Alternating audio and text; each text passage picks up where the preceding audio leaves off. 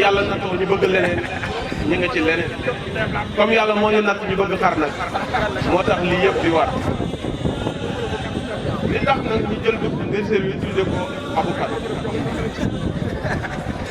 dafa fekk ni nit ki ci li muy liggéey ci li mu nekk rek lañ ko mën a ràññee. ñuy def àggale bëri bi jàll dem xool bergerie bi li ci des nag ko jot gi maye damay def benn cocktail ci kër ga diine ku ko mën a yekk ci bergerie bi ñëw ñu reer tàggatoo loolu mooy ouverture bi asalaamaaleykum wa rahmatullah. xar boobu am naa ci lu nekk te dama dem ba kay tooñ ne ko bu Kazu Rajab jotee rek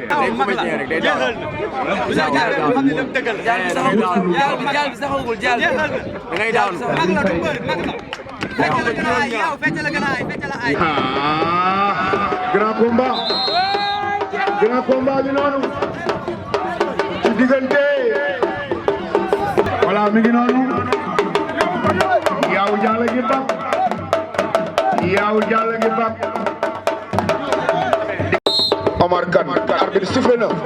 ñaari mbër yaa ngi lewtoo ñaari mbër yaa ngi songo nañ Yawou Dial ñëw na ci kaw Notaire Notaire mi ngi téye ci ngemb li Yawou Dial yi tamit mi ngi téye ci ngemb Notaire ñaari xale yi nag dafa mel ni dañoo ñemente ñaari xale yi dafa mel ni dañoo ñemente Yawou Dial ak Notaire la ilaha illallah dara amagul de waaye tàccu leen man kaa Ligue des champions yi waay la ilaha illallah waay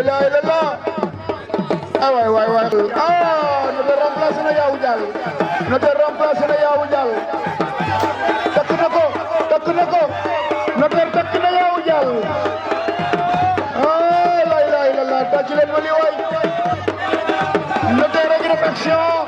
Yawou Dial ak def action waaye Notaire takk na Yawou Dial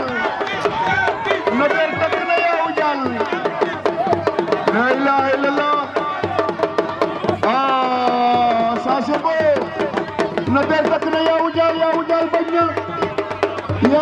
bañ na xale yi rëpp nañu jóg nañu la ilaha illallah xale yi bëre nañu ndeysaan ñaari xale yi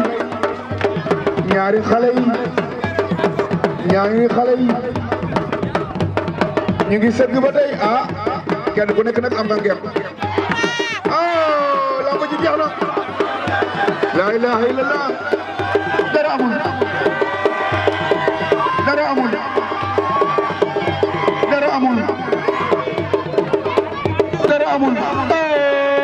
la ilaha illallah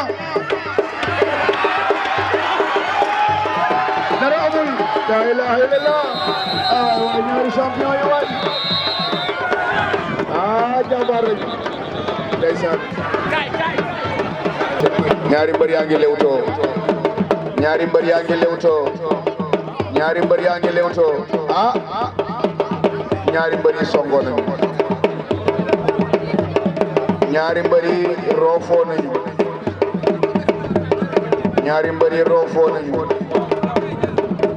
ñaari mbër yi roofoo nañu drapeau Serigne Moustapha Gueye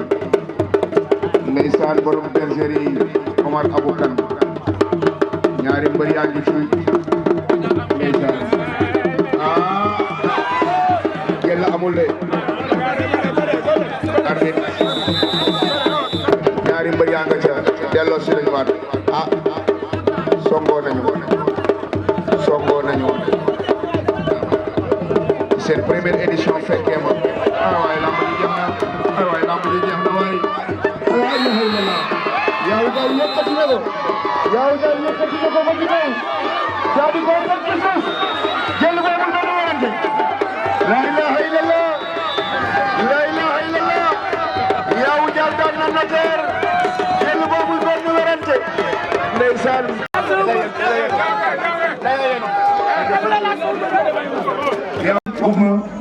ngeen gisee lii nga xamante ne moom première édition waaw moom boo ma laaj moom nga laaj ko yàgg ñëw Diarra mais yàgg naa ñëw waaw rëy naa waaw yàgg naa ñëw moom dañuy ay solidarité yoo xam ne suñu grand frère dañ koy def suñu xam mais da leen félicité bu baax nga xam ne lii moom daanaka lii loolu ñu bëgg lu fees lu feesal foire daanaka lii daanaka amuñu leen lu foire daanaka lii rek solidarité da leen ñaanal quoi dem fu ngeen bëgg a yegg seen avance suñu borom defal leen ko li ngeen si bëgg maa ngi nuyu mbokk yi waaw di wax ne dañoo bëgg xar quoi xar moo ñu fi dajale ñun ñëpp waaw sant yàlla bu baax nag waaw laa ma ji moom foo la woon pour ambiance rek waaw ambiance ñun ñëpp waaw sant yàlla bu baax nag waaw ñii ñaan foire bu amatee dernière journée bi ñu may ñu ko lamb ñu bëggee ñun ñëpp ñoo bokk ndey bokk baay élevage gagné. di ay sujets yu ndaw yoo xam ne si bari porté buñ yi benn porté lañ am bi ci mag benn femelle rek la ci des yëpp benn porté yu ndaw bii ñu suñu jeune bi doomu Grand Ran la Grand Ran moo jël deuxième ci foiru Adam bi Sidane Diop moo ko moom président Abou Kane moom ko jox kii di doomu Zalaltan wax Zalaltan xam ne moo njëkk a jël record hauteur 1m13 ñu boole kook Abindour di seexu Kumba Gawla di doomu Boy Séeréer moo jur ajal moom kii maa ngi tuddee Ndeye sama maam parce que moo ko juddulu maa ko joxoon ñaari sujet ñu boole si juddu pare mu di gaayaat ma ko ni ma lay wax ne élevage bu fekkee da nga joxe sujet yu baax doo ruus a dem jëndaat ci li nga joxe woon parce que da nga xam li nga joxe donc bu boolee ñaari yoon jëndaat beneen nga gis man ko tuddee 3 quarts parce que 3 quarts la tey jii élevage bi day wane ni mën nañ ci liggéey yeneen liggéey kële maamam azawat la azawat 100% nopp yi toll nu ko neex tey jii mu jur doom ak laadum boobu juraat doom muy 3 quarts nga gis ko nopp yi dem na yoonam mënutoo koo xam ne ak laadum bi te day am gabarit day amélioré élevage bi waaw boo desee fii nii ci maal bi jeune maal bi ki mooy Aydara moom laa tuddee Chérif Aydara bu fa Adam bi mu nekkee xale am 5 mois la génnee hernie mu opéré ko malheureusement opération boobu réussir ma dellu opéré waat ko réussir ba ma opéré ko 3 fois loolu moo ko handicapé tëng la di doomu indien di doomu papis ak doomu aminte aussi di doomu papis ma boole ñaari doomu papis foofu lu bari élevage dafay wax ma koy expliquer élevage ñu bari dañ koy wax naan loolu baaxul consanguinité lay indi mais sang bi boo bëggee mu taxaw ci gétt gi mu samp ci gétt gi da ngay fixer sang bi pour mu taxaw ci gétt gi ëllëgee dootoo wuti loolu dafay nekk ilaa yow mi diin yéen ñi nga xam ne si yéenay élevé ngeen xam loolu kii di doomu géwal xar bi dafa bëri woon jooy loolu ma tudde ko géwal moom nag ma tudde ko gaw la kon géwal mën naa jur gaw la muy doomu Adam Mbow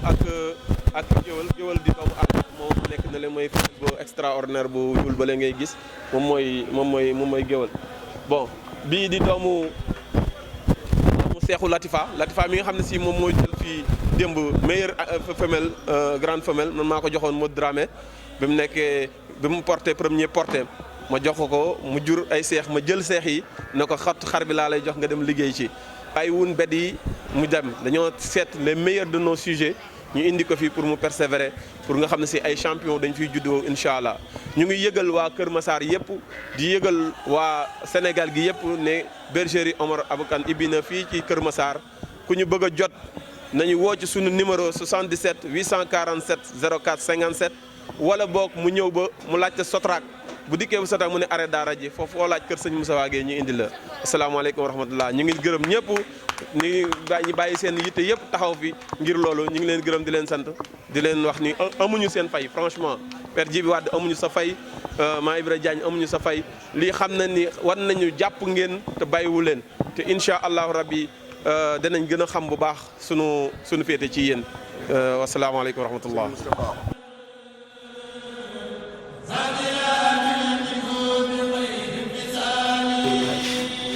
bergerie bergerie Omar Abou Kana bu Serigne Moustapha Gueye. Voilà. Macha Allah, une grande première dans l'histoire de l'élevage. musul am fenn. Jamais vu ba pare mu nekk nag relation bu sincère parce que témoignage yi nga xamante ne moom la jot a def ñu dégg ko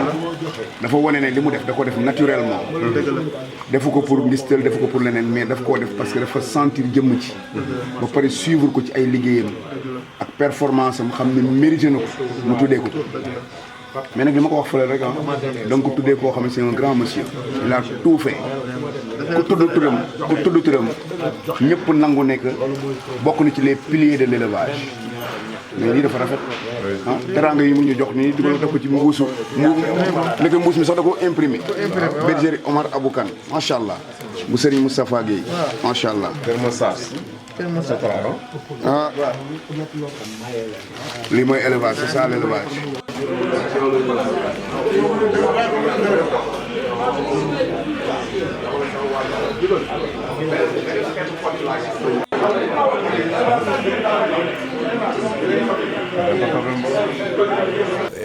immigré bergerie bi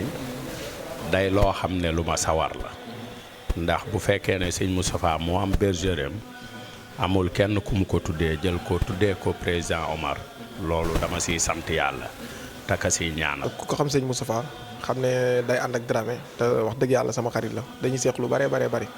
wala tamit bu amee bis bu toll nii moom du ma def dara lu dul ñëw teew ci surtout nag ki nga ko tuddee tamit mu nekk kenn ci man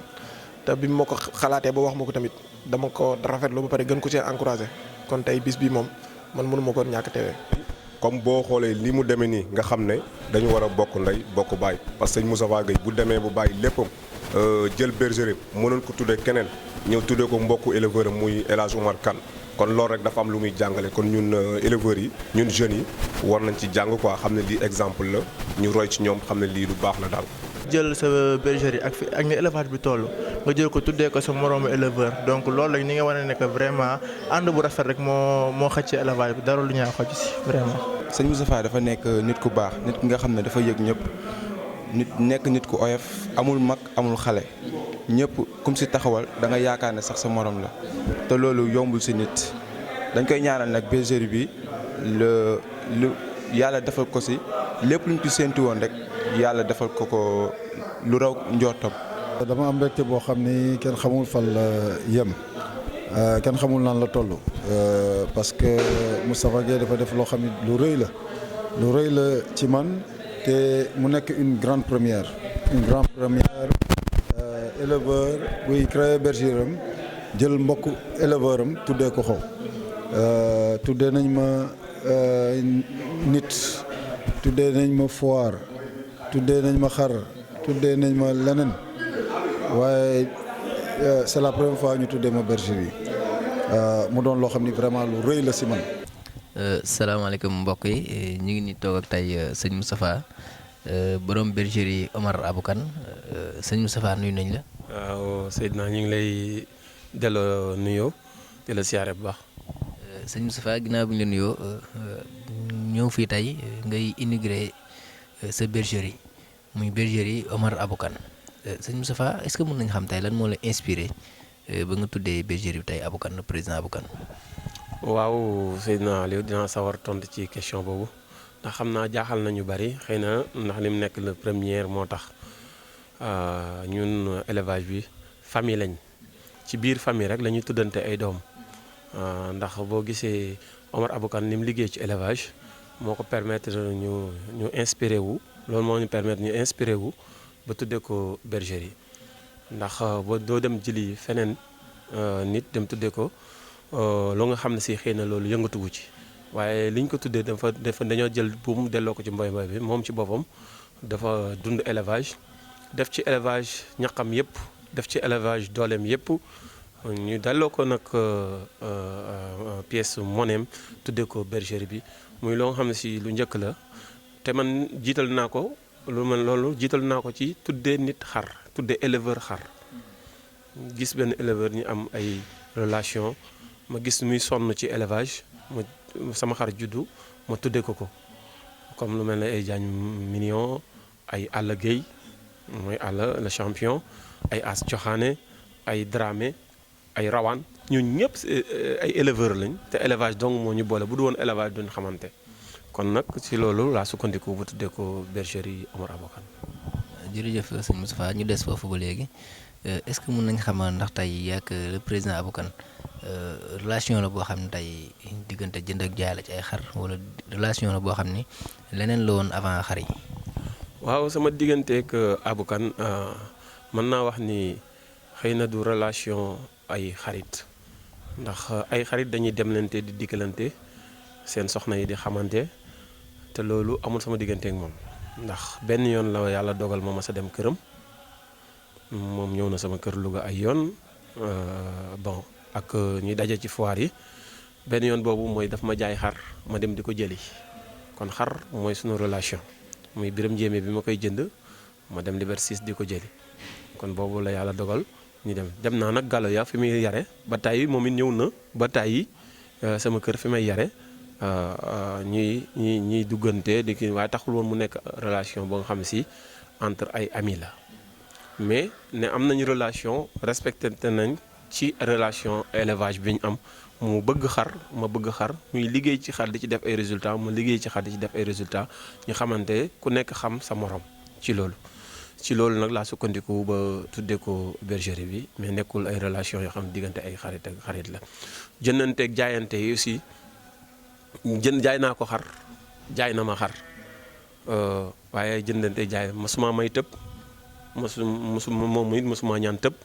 mosuma may xar mosuma ko may xar amuñu daal relation yeneen yi relation bi ñu am daal mooy entre éleveur et éleveur comme éleveur bi may tout récemment la dernière fois rek bi may jënd cosaan moo ci moom laa jaar ba jënd ko mu jàppale ma ci ma jot ci est-ce que comprendre kon relation éleveur ak éleveur moo fi nekk kon dama daan soxla di génne ay femelles sax ay tëng woo ko mu ñëw mu jënd quelque dem yóbbu dem jaayawaat te ñeme na ma parce que xam na ni samay sujet baax nañ kon déjà relation amicale boobu entre éleveur ak éleveur rek lañ am mais damay souligner benn affaire monde élevage bi famille la ci biir famille da ci am ñu nga xam si ñooy xaritoo mais du tee dañoo bokk famille bi mais sa doom sax mën nga ko jur ba noppi am ci ko ci gën a xaritool kon déjà famille élevage ñun ñëpp ñu ñoo ko bokk mais da ci am ñoo xam ne si ñooy ànd ñooy demlante ñooy dikkalante loolu nag bu ko kenn kii dàq ndax ñun ñëpp benn lañ te élevage moo ñu tax a jóg loolu nag dal na ma sama digganteeg Omar Kane demlante wuñ dikkalante wuñ waaye respecté naa ko ci élevage ndax liggéeyam ci élevage respecté na ma ci élevage ndax sama liggéey ci élevage ma dikk nag Dakar ibbi fi bergerie parce que sama bergerie bu njëkk depuis 80 je peux dire 2003 2004 ma ibbi bergerie tudde ko sama papa muy bergerie Baye Galaye mu nekkoon Louga ba léegi bergerie Baye Galaye ba mi ngi fonctionné. waaw ñoo jógee bergerie Galoya ak ñoo jógee ci Aboukane ñaari mbir lay doon foofu ñoo jógee ci Aboukane mooy ñoo xam ne si dañ ko jox Aboukane mu jaar ci Aboukane mu jaay ko. mën naa cee cité fekkee yoo xam ne si Galoya 100% la yoo xam ne seen yaayam ak papaam yëpp juddoo Galoya benn la muy Volcan bi nga xam ne si mooy doomu Grand Rane mi nga xam ne si Dibor mi nga xam ne si moo ko jur kër Aboukane la Grand Rane kër Aboukane la yi ci des yëpp yu nga xam ne si yàlla dogal na mu dugg sama loxo muy Biram Njéeme Aboukane daf ko jëndoon liggéey ci jox ma ko lu mel ne bos doomu booy séeréer la dañ ko joxoon di ko jaayloo ma gis ko bëgg ko jënd ko est-ce que comprendre lu mel ne bii nga xam ne si ci Lamine Diagne la jóge tout récemment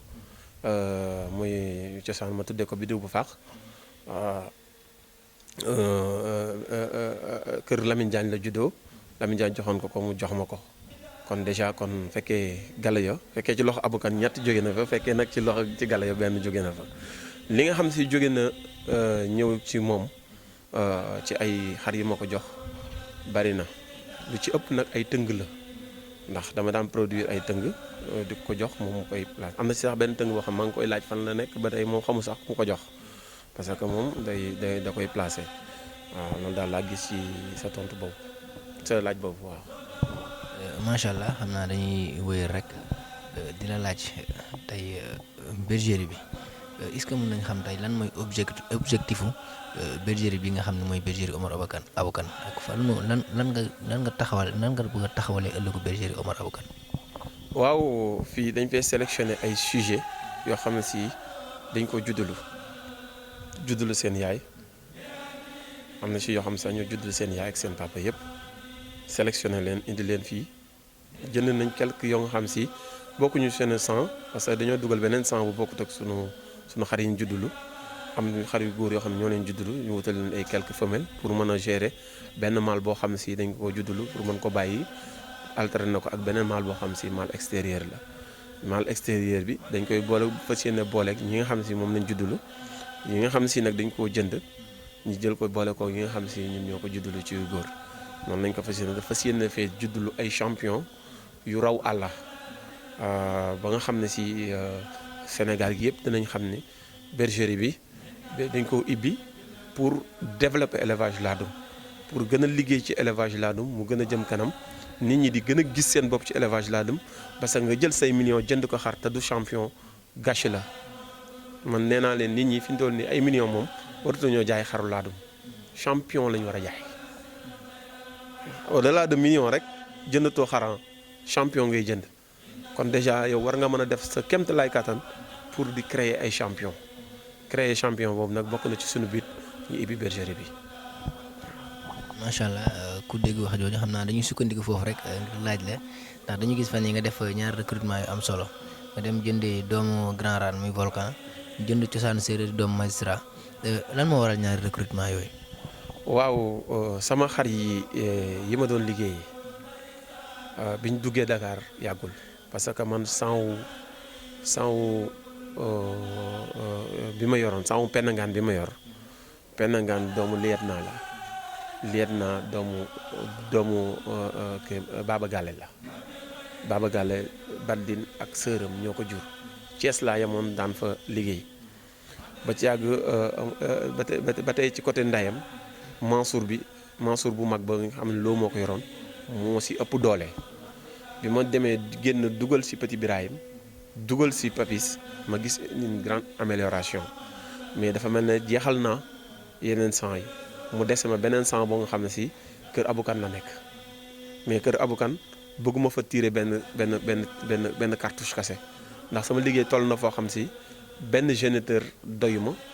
te yor naa ay bergerie yor naa bergerie Louga yor naa bergerie fii moo tax ma sàndenoo ñaari cartouche yi pour sama liggéey gën a gaaw pour mu mën a gis li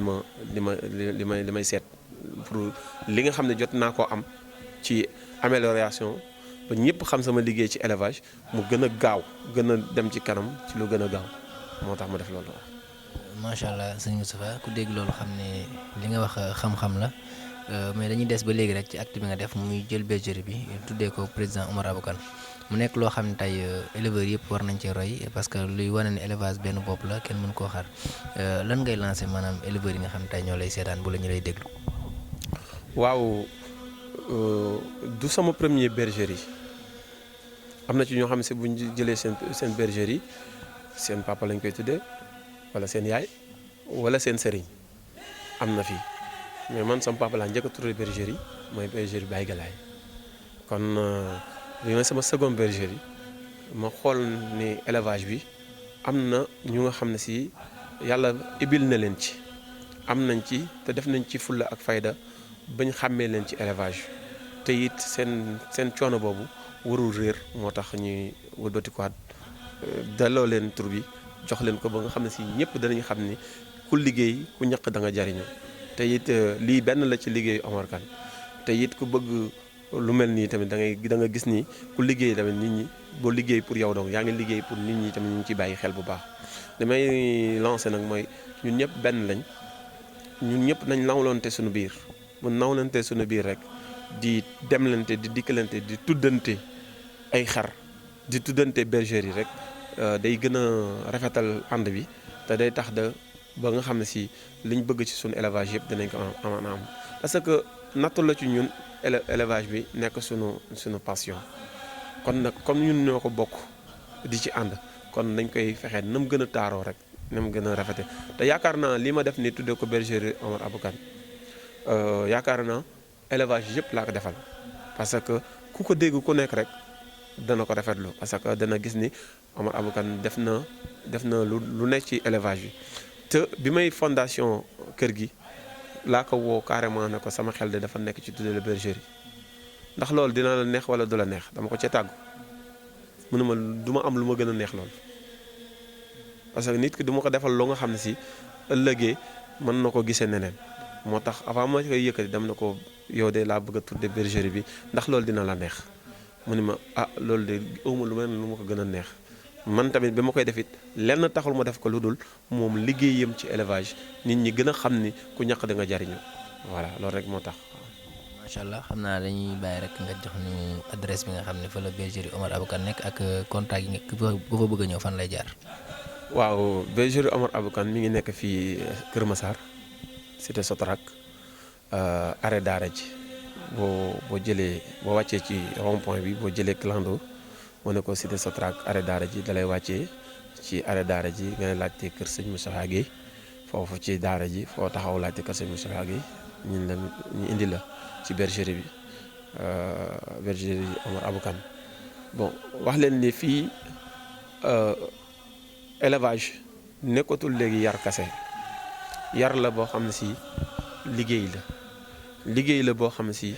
dañ ciy gis suñu bopp moo tax ñu ne ci ay magum jëm bu ñu nekkee ci dara dañ ciy gis seen bopp ndax gis nañ ni investissement la parce que bergerie bu toll nii nga investir lu mel ni def ci ay xar yu qualité yu toll nii boo ci yaakaarul woon dara doo ko def te it ci investissement boobu dañ ci yaakaar yàlla def ci yërmandeem wàcceel ñu ay champion yoo xam si danañ ko mën a gën a tas benn gàkk di fi nekk te di fi juddoo yoo xam ne si buñ ko joxee nit ki rek du ko réccu incha allah rabbi waaw ni ku fi bëgg a ñëw mën nga woote ci 77 847 04 57 847 04 57. macha allah sëñ Moustapha ñu ngi lay jaajëfal bu baax a baax xam naa di la bàyyi rek nga wax sa kàddu yu mujj. waaw di sant yàlla bu baax di wax ni élevage bi laadum sunu bëgg-bëgg la te it wax ni liggéey la na nit ñi ciy dugg nañ fexe di xam nan lañ ciy duggee su ko defee duñ ci rëccu du sama premier bergerie am na ci ñoo xam ne si buñ jëlee seen bergerie seen papa lañ koy tuddee wala seen yaay wala seen sëriñ am na fi mais man sama papa laa njëkk a tuddee bergerie mooy bergerie Baye Galaye kon bi mooy sama second bergerie ma xool ni élevage bi am na ñu nga xam ne si yàlla ibil na leen ci am nañ ci te def nañ ci fulla ak fayda bañ xàmmee leen ci élevage te it seen coono boobu warul réer moo tax ñuy wëlbatikuwaat delloo leen tur bi jox leen ko ba nga xam ne si ñëpp danañ xam ni ku liggéey ku ñaq da nga jariñu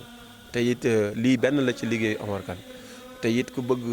lu mel nii tamit da nga gis ni ku liggéey tamit nit ñi boo liggéey pour yow donc yaa ngi liggéey pour nit ñi tamit ñu ngi ci bàyyi xel bu baax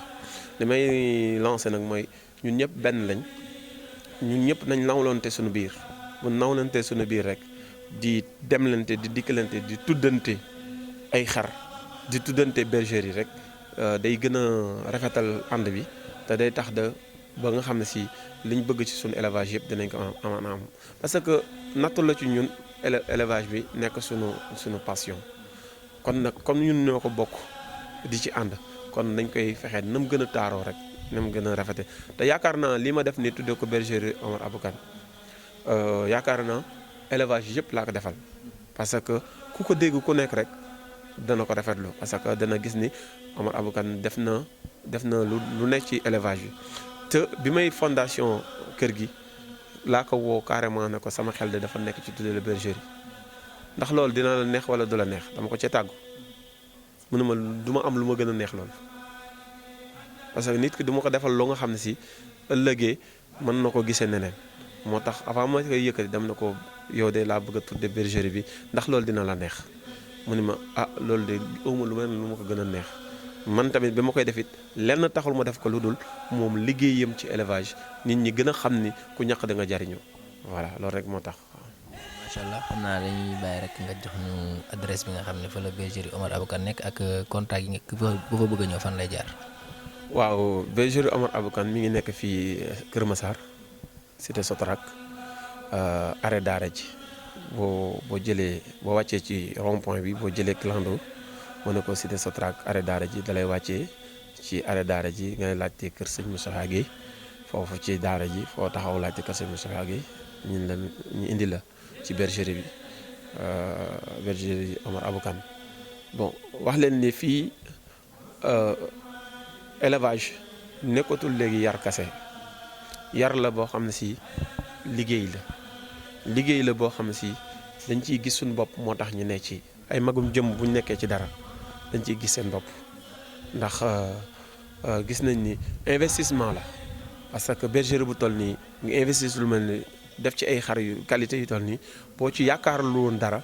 doo ko def te it ci investissement boobu dañ ci yaakaar yàlla def ci yërmandeem wàcceel ñu ay champion yoo xam si danañ ko mën a gën a tas nit ñi fii ñëw na si buñ ko joxee nit ki rek du ko réccu incha allah rabbi waaw ni ko fi bëggal ñëw mën nga woote ci 77 847 04 57 847 04 57. macha allah sëñ Moustapha ñu ngi lay jaajëfal bu baax a baax xam naa di la bàyyi rek nga wax sa kàddu yu mujj. waaw di sant yàlla bu baax di wax ni élevage bi laadum sunu bëgg-bëgg la te it wax ni liggéey la na nit ñi ciy dugg nañ fexe di xam nan lañ ciy duggee su ko defee duñ ci rëccu da nga gis ñoo xam si danaan man de duggoon naa ci waaye sëñ bi man gisuma ci dara gisuma ci sama bopp su ko defee boo ci investir du yàgg nga mën a rattraper li nga ci investir ndax amul pertement amul benn pertement maa ngi ci woo ñëpp ñu ñëw investir si laadum yi ndax amul pertement